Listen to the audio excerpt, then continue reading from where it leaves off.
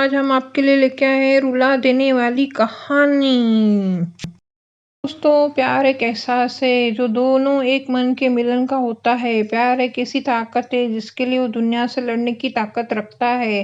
प्यार एक हसीन चेहरा है जो प्यार करता है उसे कभी भूलने नहीं देता। प्यार का रिश्ता इस दुनिया की सबसे मधुर रिश्ता होता है, लेकिन पता नहीं ये रिश्ते को हम समझ क्यों नहीं पाते।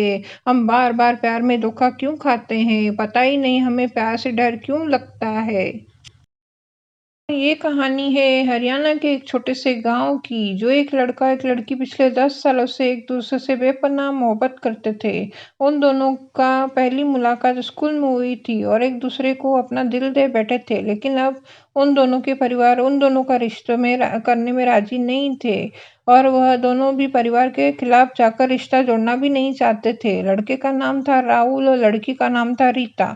एक दिन राहुल ने रीता करके कहा, रीता हम क्या आखिरी बार मिल सकते हैं? रीता ने कहा, हाँ राहुल, हम तुमसे जरूर मिलेंगे। हम दोनों का जो पसंदीदा जगह है जहाँ हम दोनों रोज मिलते थे, कल शाम हम दोनों वहीं मिलेंगे।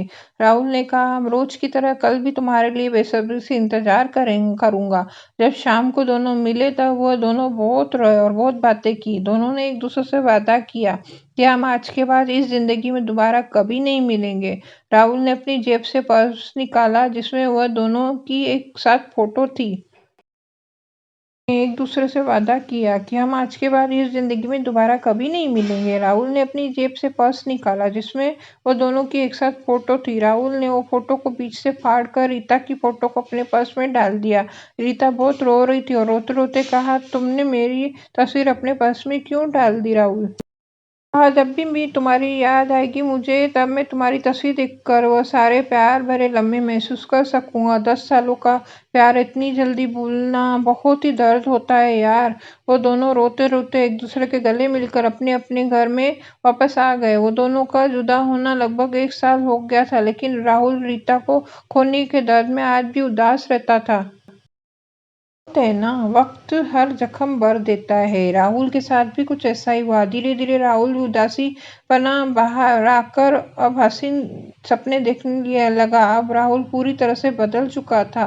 राहुल एक अच्छी नौकरी करने लगा। राहुल अब रोज अपने काम पर जाता था और दोस्तों के साथ हंसी मजाक करता था। ऐसा ही और कुछ महीने बीत गए।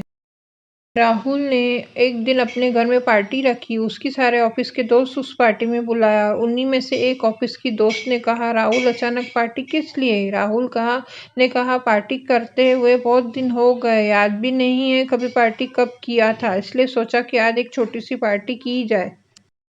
में राहुल ने उसकी बचपन की दोस्त नैना को भी बुलाया था। नैना ने भी राहुल से पूछा, अचानक ये पार्टी? राहुल ने नैना को कहा, ऑफिस के चक्कर में दोस्तों के साथ बात करने का मौका ही नहीं मिलता, बस इसलिए। सभी ने वो पार्टी बहुत एंजॉय की, नीचे गए, खाए पिए, सब एक दूसरे से बहुत बात की और इस पार्टी से राहुल बहुत खुश था। रात हो चुकी थी। जब पार्टी खत्म होने के बाद सारे दोस्त जा रहे थे तो राहुल को इस पार्टी के लिए बहुत बहुत थैंक्स कहा। आखिर में जब नैना जा रही थी तब राहुल से गले लगकर कहा, राहुल मैं आज बहुत खुश हूँ क्योंकि आज मुझे लगा कि तुम अब रीता को भूल चुके हो और उसे भूलकर तुम भी अब बहुत खुश हो। और राहुल, एक बात, कभी भी तुम अपने आप को अकेला मत समझना, हम हैं तुम्हारे साथ, हमेशा ऐसे ही खुश रहा करो। ये कहकर नैना वहां से चली गई। जाने के बाद राहुल ने अपने घर के दरवाजे बंद किए और अपने फर्श पर रीता की तस्वीर निकालकर रीता को देखते हुए कहा, हैप्पी बर्थडे मेरी जान, तुम जहाँ भी रहो भगवान तुम्हें खुश रखे। राहुल और रीता दोनों ही एक दूसरे का अब जब जन्मदिन आता था तब दोनों जन्मदिन एक साथ ही मनाते थे और एक दूसरे को पसंदीदा गिफ्ट देते थे। शायद रीता भी आज का दिन राहुल को याद करती होगी। शायद रीता आज भी राहुल को भूल नहीं पाई होगी। ये प्यार के दर्द भूलना इतना आसान नहीं होता मेरे दोस्त।